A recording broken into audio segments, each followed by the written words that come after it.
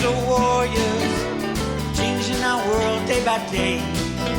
The way of the crypto warriors, can't rely on the bankers, no way. Good morning, Bix Weir, roadrunner.com with your morning horn of Z's, your sip of chaga coffee. A couple things I want to talk about. Today is day 2 of the Silver Slam. We all knew it was coming. The commercials had shorted last week. When the commercials short, they'll short into the rise, and then they slam it down and cover. All this is to try to get rid of their silver short position. We have seen that be whittled down and whittled down and whittled down, all run with computer programs. We don't look at price. At the Road to Ruta, we don't look at price. It's easier not to look at price believe it or not, when the price is going down, it's easier not to look at it. I love when the price goes down. That means they're getting rid of their silver shorts, which means we're closer to the end game where we have a fair market value of silver figured out somewhere in the world. Right now, it's more like silver's more selling for a higher price on the Shanghai exchange and taking delivery, by the way, than in the U.S., which is ridiculous, and the U.K. But U.S. and the U.K. have controlled the price of silver for 170 years, suppressing the price. Think of a beach ball held underwater for 170 years, and it keeps expanding and expanding massively. And then all of a sudden, it's cut free. And that's what you should be waiting for. We're getting very close to that, by the way. I'm excited about seeing this price of silver slam down because I know that means we're closer to the big banks. They're trying to, as Jenny Moonstone tells us, they're trying to change the entity that's sitting on the price of silver. Like the Indiana Jones movie and the gold statue, when Indy takes a bag of sand and rolls it over, and that's what's happening. So the commercial banks are being rolled out of their position, but somebody's got to be sitting on top of it. Right now it's BlackRock and could be other hedge funds, people who don't have to report this stuff. BlackRock's in the news a lot, and they don't like being in the news. Project Veritas has some real juicy stuff on them coming out as we speak. So hang in there, my friends. This won't last through this. It'll probably last through the summer. I don't know where they'll put the price before the big explosion. I doubt it would be over $40 before they shut off the market. And the market will be shut off. The Comex will close down, and everybody will say, what the hell happened? How do we price silver now? Probably out of Shanghai. I don't trust the Chinese exchange any more than I trust the Comex. But at least they're trying to be more transparent, and they're talking about silver price manipulation, believe it or not. You're not allowed to say that stuff in the USA. In the good old USA, I'll guarantee it to anybody. So right now, as I said yesterday, they are gunning for the 200-day moving average. And you can see it. I mean, it's so obvious. Only a regulator couldn't see this. They're gunning for that red line right here. That means the technical traders, after it crosses that red line, the technical traders go short, and then the criminal banker commercials can cover their shorts to a point until the technicals no longer go short. You always have to have a short. For every long, if you're going to close out a Comex short, you have to have someone to buy it with a long. So that's what's going to happen. Watch the $22.47 number. 22.47. I think it's 22.47. Yeah, 22.47 right now, right around that neighborhood. As you can see, the exact same thing happened right back here in February. You see, they slammed it under the moving averages, and bang, they got below it just briefly. And at this point, the technical traders stopped shorting, and then all of a sudden, the technical traders, as it comes back through, that's what gives it the real firepower to come back through all the moving averages, and poof, we went from $20 to $25. I think this one will probably drop down below it for a couple days until the tech traders say, I'm not going to short anymore, and that's the exact time that it rockets up. I think it will burst through the $30 range before September 11th. September 11th is a big deal, in my opinion. Lots going on. Here's a revelation again. I mean, it's been obvious for a long time, but the more you think about it, the more you say, what in the hell is going on? The price of silver is been going down, and yet every single other metric says the price of silver should be moonshotting instantly. I've been thinking this for 20, 25 years. Michael Say 98 from Twitter keeps track of the Comex registered versus eligible. Now, Comex warehouse is a warehouse that's registered with the Comex, the commercial exchange on the CME group owns. The key for the Comex warehouse is that once the silver bar, 1,000-ounce silver bar, leaves the warehouse, it's almost impossible to get back in. I would say they probably have to remelt it down because they lose the chain of custody. And anything can happen if you lose the chain of custody. You can't let a bar go out of your Comex warehouse and registered in the criminal banking system and have it come back. It's a pain in the ass, and it has to be reassayed and probably melted back down to get back into the Comex warehouse. So people who remove their silver from the Comex warehouse are usually going to use that in the industrial side of silver. So the number of total eligible ounces really doesn't matter at all. It just means people are storing their silver. One, it's the cheapest storage you can find out there. And number two, it is at a place where they can, if they chose to, bring it back into the market. So a lot of the manufacturers will store their silver in the Comex warehouses, never going to sell it. They are going to consume it. It's just cheap storage. They don't have to move it. They don't have to insure it. They don't have to do all that stuff. You just keep it in the Comex storage. So there's 244 million ounces in the Comex storage of eligible. It's just regular storage. The key is the registered category, which is the category that can be delivered. Now, we all know that the Comex has very few silver deliveries anymore. It all goes to the UK, to the LBMA, and all the criminal exchanges over there. But I did want to point this out. Current Comex registered, that's the silver that is ready to come into the market at any moment or be delivered at any moment, is 27 million ounces. 27 million ounces. Let that sink in. 27 million ounces. Here's what the Comex registered category has done over the past 2 years. Since the silver squeeze moment, it has gone from 150 million ounces, and now it's at 27 million ounces. A massive drop-off. Now, you can look at all of this registered category. The vast majority of this is JP Morgan's inventory, JP Morgan, the controller. You go back to 2011 with the $50 spike at JP Morgan, and they slammed everything with the drive-by shooting in 2011. They let it go to $50, and then JP Morgan slammed the price down back to 20, creating an artificial bear market that was kind of still in, truthfully. That's been going on for a hell of a long time. And they do it with their inventories. They need very little inventories. It's mostly computer derivatives trading back and forth. But check this out. So here we are, the JP Morgan. I look at registered as just JP Morgan because they are the big kahuna when it comes to deliveries, and it's under customer account starting in 2017, 2018, and when JP Morgan was taken out of that position. When you think about the dominance of JP Morgan on the physical side of silver, the Hunt brothers only had a little over 100 million ounces, and they were taken out because they were trying to corner the market. Well, JP Morgan had 1.2 billion or more ounces of physical silver, and yet our lovely government did nothing about it until Trump came in. Then Jamie Dimon tried to destroy the U.S. economy, and Trump basically slapped him down really fast with RICO charges. And we all know what happened. They ended up paying $920 million fine to get out of jail. But also, by the way, that same year, it was revealed in the court case, JP Morgan booked a $1 billion gain in precious metals. So they get fined $920 million and a deferred prosecution agreement. And the same year, just so it doesn't screw with their earnings, they book a gain of over $1 billion, $1 billion. Nobody in the financial media talked about it, but that came out in the depositions in the court case, and it's true.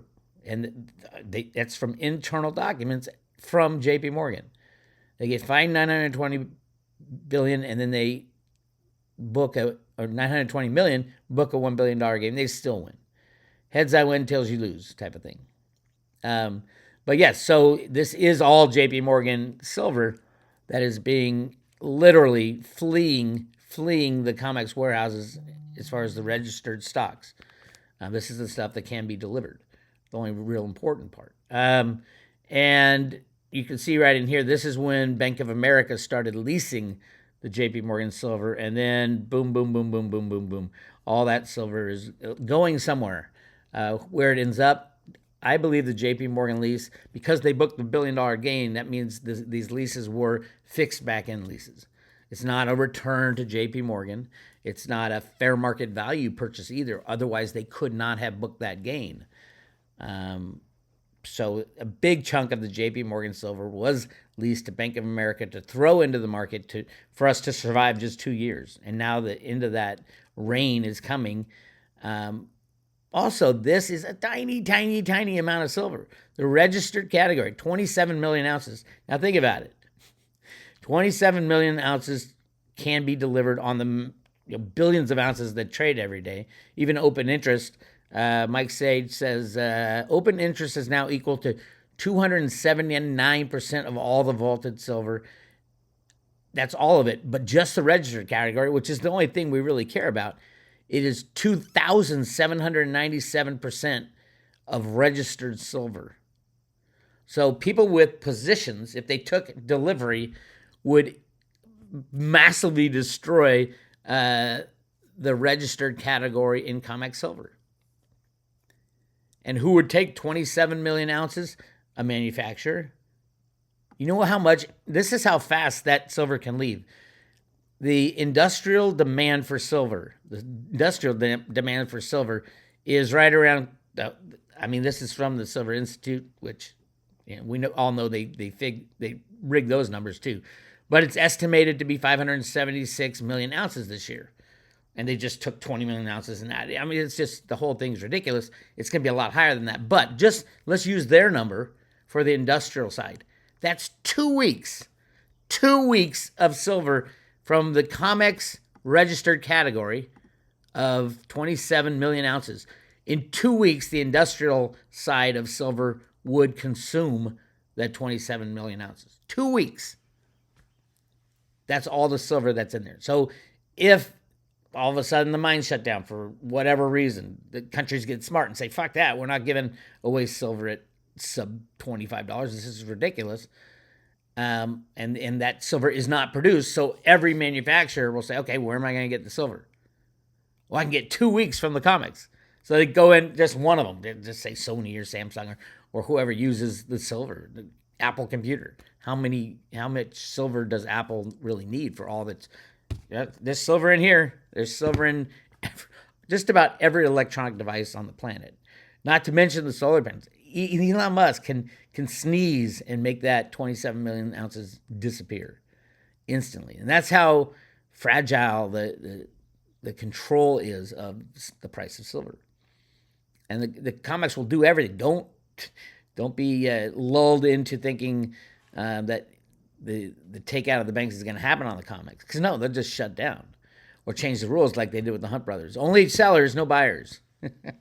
It's insane, I know, but that's where we are. We live in an insane world.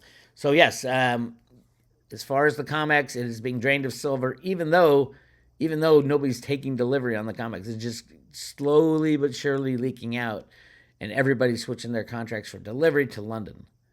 And we don't know anything about those inventories. Everything they tell you is a lie there. So I think we're getting close. Clearly, the central banks and governments around the world are preparing for the end of the old system. The old system is so massively corrupt, especially stocks and bonds. They've been rehypothecated, meaning for every bond out there, U.S. bond, there's probably 3 or 4 fake bonds trading. And they know they can't fix it.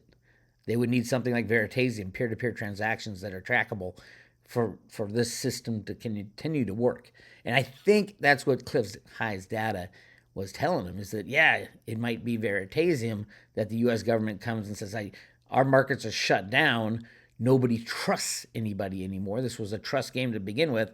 Can we implement Veritasium and bring our markets back up?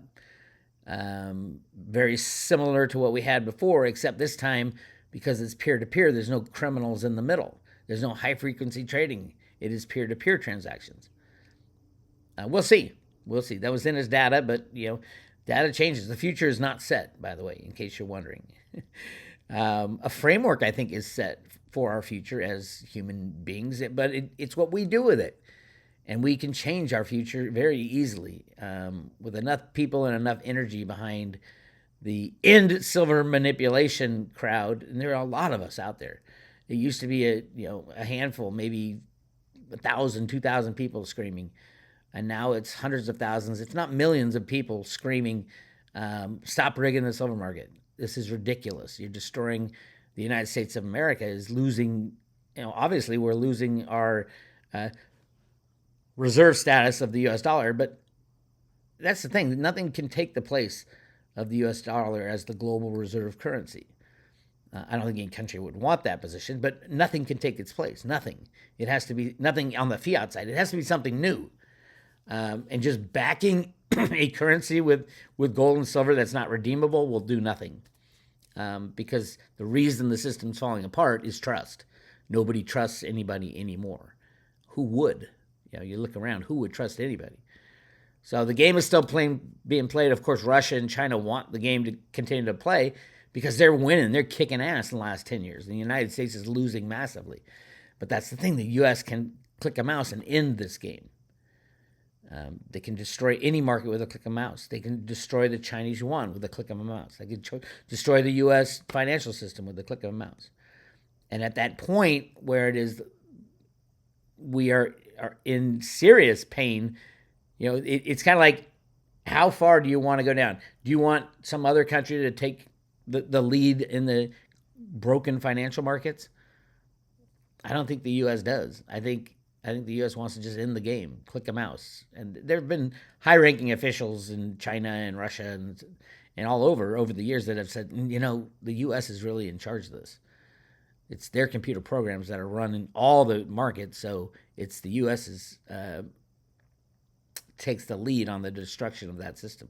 And we'll take the blame, absolutely. Nobody's going to be trading with the United States of America when the system falls apart. We're going to have to bring all our troops home and stick them on the borders.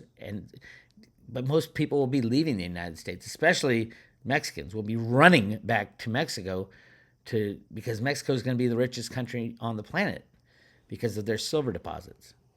Yes, imagine the mass migration out of the United States into Mexico. Why do you think Trump said Mexico is going to pay for the wall? They want an orderly influx of people. And how many U.S. citizens are going to run down to Mexico to try to make some silver and make some money? Interesting times. I've got friends already moving to South America because of the crypto situation. The United States, you think they want to destroy cryptos because Gary Gensler is so anti-crypto. But then again, you hear this. This is the Fed. Let's see, the semi-annual Federal Reserve Monetary Policy Report, and listen to what the chairman of the House Financial Services Committee says at the very beginning of this discussion with the Fed about what's going on with the monetary system. Listen to what he says. Without objection, the chair is authorized to declare a recess of the committee at any time. This hearing is titled the Federal Reserve Semi-Annual Monetary Policy Report. Not the most inventive title, but traditional. We call Humphrey Hawkins. Without objection, all members will have 5 legislative days within which to submit extraneous materials to the chair for inclusion in the record. I will note at the outset this hearing has a hard stop at 1 p.m., which we will strictly observe. The chair would further announce to committee members that the chair's intention is in the second week we return in July, we'll have a markup, and that markup will include 2 important bills. One is giving digital assets a market structure and federal regulatory remit, and the second is a federal stablecoin regime. It is the intention of the chair to have that as 2 pieces of our committee markup in the second week we return in July. Wow. This is like, hey, we're having a meeting on the global financial system with the Fed. Oh, by the way, before anything is done, I'm going to announce we're going to go crypto. We're going crypto in July. And this is the time when the regulatory agencies in the U.S. are just destroying crypto the best they can. And it's not because the crypto is not good. It's because they want to control it and own it. That's exactly what's happening. You're finally hearing some good news on cryptos. Yes, Bitcoin's up 14%. It shouldn't have gone down so low. It's like a lot of the littler cryptos or the use case type cryptos are going to lag, which they always do. And then all of a sudden everybody's like, oh my God, the world is changing. I can't afford one Bitcoin, but I can afford one Litecoin. I can afford a boatload of Veritasium if you could get it on any market right now. Mercatox, you could try to get it. I mean, anybody puts like $5,000 to buy Veritasium, you're going to jack the price up probably double. But Theta, oh my God, Theta is going to be used by every country on the planet, and it's trading for like 60 cents. Yes, if you missed the Theta boat in the beginning, I don't know if Snippy has made the call for everybody to load up on stuff yet, but I'm sure he's getting there. He's been waiting for 3 years for the collapse, but he didn't get the rise. But yeah, he'll be able to say, I told you so when the collapse happens, if he can pick up some cryptos. I personally would never wait for a monetary collapse to buy cryptos. Yes, they'll go down, but you won't be able to get any money in and out of the exchanges. All the exchanges will shut down, and they'll just take your crypto. So yeah, don't try to time the market on the bottom. You'll just lose your money, lose your crypto. So yeah, get it now, get it in your own possession, and watch this insanity ride out. Those of you who missed out on Theta, I think it's a great time, of course. Yeah, if it goes down to 4 cents again, of course, it's still a great time. It doesn't mean that the other side of this chaos, that Theta isn't doing everything it has said it is going to do, and which is an amazing stuff. It'll be the number one crypto, I believe, number one crypto out of all of them as far as market cap, I believe. Why? Because they are absolutely integral to the future of in a high-tech future. If you think computers are going to take things over, yes, absolutely, 100%. Blockchain is going to be. It can do so much now. It could do even more if you layer on AI and all that. Don't get scared that the Terminator is going to come get you. We're not at that point yet, shall we say. AI makes so many mistakes. I've been screwing around with the chat GPT. So many mistakes. And I'm like, wait, that's not true because this and this. You are correct. I stand correct. Oh my God. It's learning though, theoretically. I don't know if it can learn out the things programmed into it about the deep state and all that. It might just have to be scrapped when they scrap the deep state, which is coming closer and closer. Every time you hear about a child situation out there, we are coming closer and closer to ending that evil. Oh my God! I hear there's videos out now of Hunter and his dad and with the children. It's not good. We've all heard rumors that they're out there, but the actual videos are coming out, and they're going to claim deepfakes. Deepfake is a computer-generated thing. They'll just claim deepfakes. That's always been their plan when they start releasing the video of what these horrific humans have done, if they are human. I'm not quite sure they're fully human to do the things they did to children. But yeah, it is being taken care of in the background. God bless Trump and the good guys. Trump didn't really have the power. He got put as the head guy because he's the only guy who could have withstood the deep state onslaught. But there are good guys behind the scenes taking out these evil people. Unbelievable. How do you know that, Bix? How do you know that? I don't know. A gut. Also, did you notice that John Kerry, it was Kerry, went down to the Antarctica on the night of the Clinton the Clinton election where she lost? The Secretary of State wasn't even in the United States. He was in Antarctica. An emergency trip that night to Antarctica. What? It's true. When he came back, he went right to the Pope first, and they had to get it on TV. He said, you do understand what's happening now. You do understand. The Pope said, yes, I understand. And then he went to the Queen of England. You do understand what's happening right now? And she said, yes, I understand. It had to be on TV. Tell me what else can be going on. We live in a crazy world. It's a fake world. But it's crazy. And all this, like UFO stuff's about to be released. Everything's going to come out at once.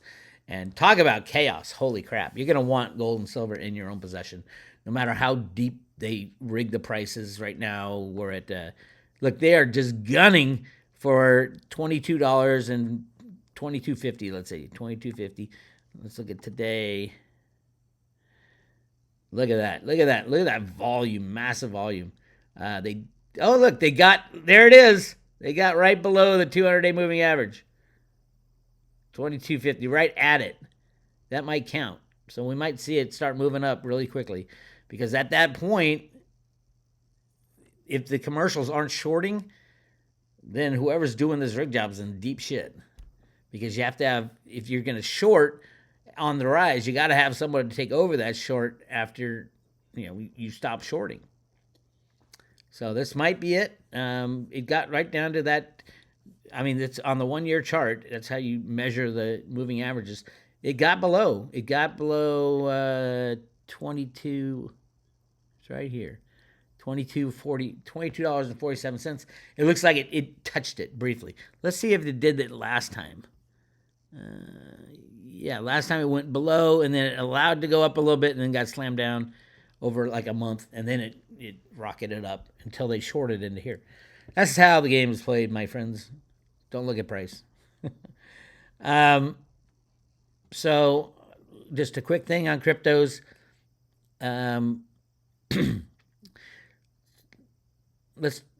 It's been, this hearing that they're going to have, and they're going to supposedly approve these two crypto bills. One's for stable coins and one's to put regulations on cryptos. It's way late, by the way. The U.S. government was involved in the creation of Bitcoin, of course. Those who, at least from the very beginning, maybe not Satoshi. I have my theory on who Satoshi is. It's a long shot. I think it's a group of people, truthfully, but I think the main person was Alan Greenspan. And everybody who poos me on this doesn't fully understand who Alan Greenspan is. Alan Greenspan was the best financial computer programmer in the 60s, 70s, 80s, 90s, and 2000s. And he was in charge of the U.S. financial system from 1987 onward. Who would need to hide that they are Satoshi if that was the case? Just throwing it out there. We did a remote viewing on it with Dick Allgaier and friends over at Crypto Viewing. And Alan Greenspan was definitely one of the people involved, including John Kemeny, who invented basic computing, and Steve Jobs. Bitcoin would not work without a computer in your hand, and that's what Steve Jobs invented with the iPhone. And Dick Allgaier clearly drew these guys, and the other guys clearly drew a group of people. Now, there was one guy at the end there was four people. There's one guy at the end that we haven't identified. So that might be the actual Satoshi, but Bitcoin, in order to work, needed all these previous things to happen. All right. And if you still don't believe me on Alan Greenspan, check out this commercial. It's a classic from 1985. The Apple IIc and money. People in high places are always asking me, Alan, where does the money go? If you wonder the same thing, I suggest an Apple IIc, an Apple modem. Then you can call up your bank and see how much money you have. You can even pay off your bills automatically. If you have any money left over, congratulations. You're doing better than the government is. The Apple IIc. There's no telling how far it can take you. Classic. Now, mind you, I don't think there's been another spokesman for Apple Computer in its entirety. That wasn't like the chairman or anything like that. Alan Greenspan, of all people. Yeah, he was amazing. He blamed himself in his book for Y2K problem. Those who don't know, so many people are just like, oh, Alan Greenspan's a bad guy. I don't know if he's a bad guy. Could be. Partially. But what he did do was blow up the monetary printing. He was the first one to just print like it's going out of style. Now, you might say, oh, you see how evil he is? We had to blow up the system anyway. It was a corrupt system. The more you print, the faster we are to the destruction of the dollar, and the faster we get back to sound money. So you could say he's a good guy or a bad guy. I truthfully think doing all this behind the scenes without telling anybody, it really wasn't until the Road to Ruta documents got delivered that I fully understood what was going on. And that was 2007 was when those documents were released. And yeah, Ruta is Alan Greenspan. Ruta also is symbolic of Root A, which is a computer programming term in Fortran, the basis of our financial system. Anyway, go to roadtoruta.com, check that out if you want more information. We've got a memorial for my dad this week, so I won't be doing the Jenny Moonstone. Probably won't be talking much for the rest of the week. So good luck out there. Buy physical silver, get it in your own possession, and stay on the sidelines. Don't worry about what you see, because this is the craziest game you ever saw in your life. This is Bix Weir. I'll talk to you later.